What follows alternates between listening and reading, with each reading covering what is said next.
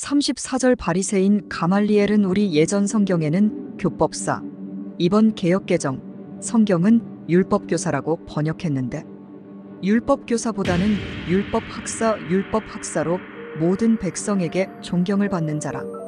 본문에서 밝힌 대로 가말리엘은 당시 이스라엘 백성들의 존경을 받는 바리새파에 속한 율법 박사였습니다. 그는 유명한 랍비였던 힐렐의 손자로서 당시 샴마이 학파와 더불어 양대산맥을 이루었던 힐렐 학파의 수장이었습니다. 그리고 가말리엘은 본서 22장 3절을 통해 사도 바울의 옛 스승이었음을 알 수 있습니다. 우리 교환을 통해서 사도행전 22장 3절 말씀입니다. 우리 교환을 통해서 함께 읽겠습니다. 나는 유대인으로 길르기아 다소에서 났고 이 성에서 자라 가말리엘의 문화에서 우리 조상들의 율법에 엄한 교훈을 받았고, 이렇게 가말리엘이 사도 바울의 옛 스승이었음을 바울이 밝히고 있습니다. 그러나 가말리엘이 원래 예수님을 믿는 자들에 대하여 호의적인 인물이 아니었습니다. 그럼에도 가말리엘이 아래와 같은 중재안을 사내들인 공회원들에게 낸 것은 아마도 교리적인 측면에서 봐야 할 것 같습니다.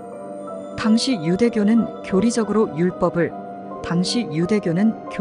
부활을 인정하는 바리새파와 부활을 부정하는 사두개파가 첨예하게 대립하고 있는 상황이었습니다. 바리새인인 가말리엘은 당시 사내들인 공회의 주류를 형성하고 있었던 사두개파에 대항하기 위하여 일시적으로 부활을 인정하는 사도들의 편에 서게 되었던 것으로 볼 수 있는 것입니다. 사두개파 역시 법적 근거 없이 사도들을 사형에 처할 경우 로마 정부의 감찰 부담과 백성들의 반발이 우려되는 상황이었고, 또한 이 바리새파의 지도자 격인 가말리엘의 영향력을 무시할 수도 없었기 때문에 사도들의 이번 사형 집행을 더 이상 밀어붙이지 못하게 되었던 것으로 볼 수 있습니다. 결국 대주제이신 하나님께서 복음과 상관없는 바리새인 가말리엘을 사용하셔서 사도들을 죽음의 위기에서, 이 절체절명의 위기에서 구출해내신 것으로 해석할 수 있는 것입니다. 34절 중반절입니다. 가말리엘이 사내들인 공회 중에 일어나 명하여 사도들은 잠깐 밖에 나가게 하고, 이제 이 가말리엘이 의미심장한 말을 합니다.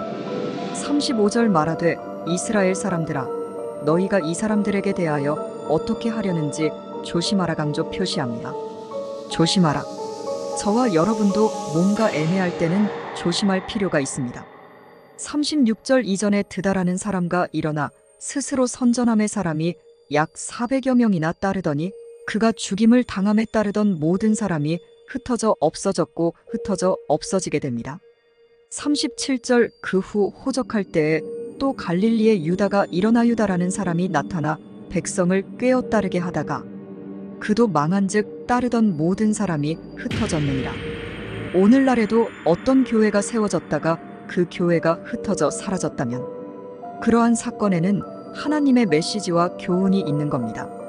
빠르게 사명을 감당하는 교회, 사명이 남아있는 전도자는 하나님께서 친히 지키시고 보호해 주시는 것입니다.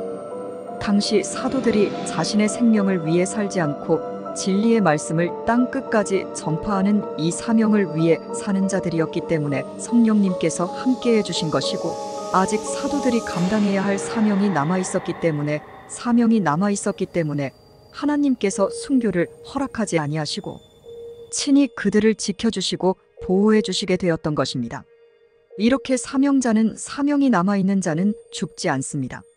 38절 이제 내가 너희에게 말하노니 이 사람들이 사도들을 아무 상관하지 말고 그냥 버려 두라. 오늘날에도 하나님께로부터 났는지 사람으로부터 났는지 애매한 사역자, 애매한 교회들이 있는 것을 보게 되는데 그냥 가만히 두는 것이 지혜로운 방법입니다. 38절 중반절 말씀 보십시오. 만일이 사상과 이 소행이 사람으로부터 났으면 무너질 것이요 39절 만일 하나님께로부터 났으면 너희가 그것을 무너뜨릴 수 없겠고 도리어 하나님을 대적하는 자가 될까 하노라 하니, 초대교회 이후 신약교회는 지난 2000여 년 동안 수많은 박해를 당했지만 생존하게 됩니다.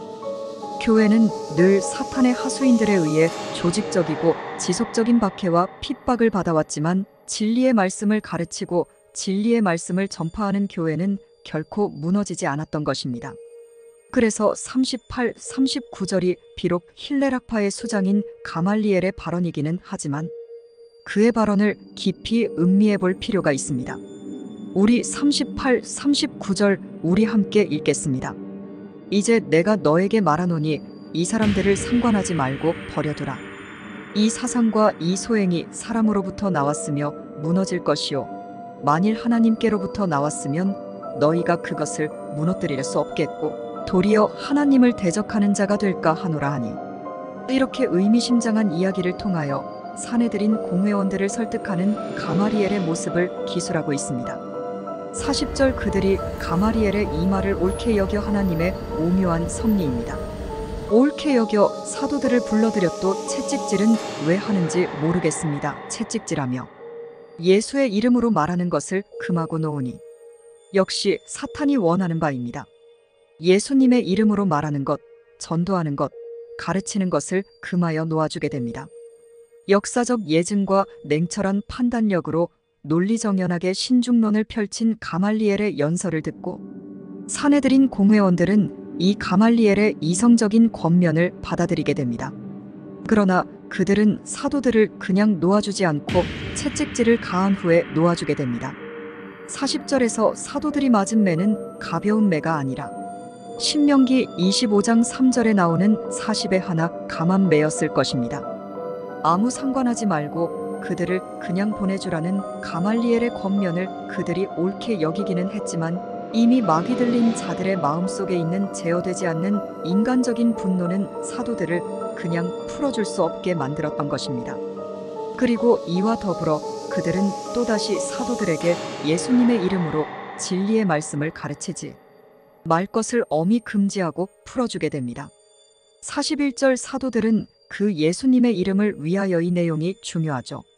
예수님의 이름을 위하여 능욕받는 일에 합당한 자로 여기심을 기뻐하면서 사내들인 공회 앞을 떠나리라. 읽었던 41절을 우리 교환의 새 번역 성경으로 우리 41절 천천히 함께 읽겠습니다. 사도들은 예수의 이름 때문에 모욕을 당할 수 있는 자격을 얻게 된 것을 기뻐하면서 물러나왔다. 새 번역 성경이 훨씬 더 원문에 근접한 번역을 하고 있습니다. 감옥에 감금을 당하고 채찍질을 당하는 등 고난을 당했음에도 불구하고 사도들은 이 일을 치욕으로 생각하거나 이 일 때문에 의기소침해지지 않고 도리어 기뻐했음을 보도하고 있습니다. 우리가 당하는 고난이 윤리, 도덕적 문제 혹은 하나님의 말씀에 반복적으로 불순종했기 때문에 발생한 고난이라면 수치스럽게 생각하고 회개하며 울어야 합니다. 하지만 주님의 말씀을 지켰기 때문에, 주님을 향한 믿음을 지켰기 때문에, 하나님의 말씀을 향한 열의와 순종 때문에 당하는 고난이라면 사도들처럼 오히려 기뻐해야 하는 것입니다. 왜냐하면 그러한 성격의 고난은 하늘에서 주어질 상급을 크게 하기 때문입니다. 우리 교환을 통해 마태복음 5장 10절에서 12절 예수님의 산상수훈의 말씀, 마태복음 5장 10절에서 12절 우리 예쁜 목소리 맞추셔서 함께 읽겠습니다. 의를 위하여 박해를 받는 자는 복이 있나니 천국이 그들의 것이니라. 나로 말미암아 너희를 욕하고 박해하고 거짓으로 너희를 거슬러 모든 악한 말을 할 때에는 너희에게 복이 있나니 기뻐하고 즐거워하라. 하늘에서 너희의 상이 큼이라. 너희 전에 있던 선지자들도 이같이 박해하였느니라. 이제 마지막 절입니다.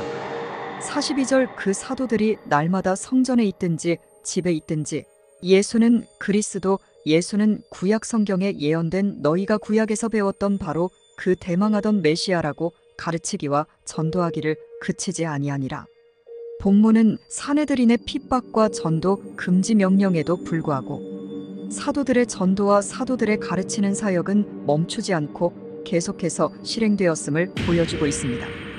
오늘날에도 교회를 통한 이 본질적 사역은 멈추지 않고 계속되어야 하는 것입니다. 하나님께서 이 거룩하고 복된 주일에 허락하신 사도행전 5장의 말씀을 한 주간 동안 깊이 묵상하시기를 바랍니다. 기도하겠습니다. 거룩하신 우리 하나님 아버지, 우리에게 이렇게 안전하고 평안한 주일을 허락하시니 감사를 드립니다. 이 소중한 진리의 말씀을 배우게 하시고 또 이 말씀을 실천할 수 있는 이 복된 기회를 주시니 참으로 감사를 드립니다. 우리 포항주사랑교회가 이 사도들의 전통, 초대교회의 전통을 잘 따를 수 있도록 도와주옵소서. 우리 교회를 통하여 하나님의 뜻이 이루어지기를 원합니다. 인도하여 주옵소서. 모든 것을 감사드리며 그리스도 예수님의 이름으로 기도드리옵나이다. 아멘.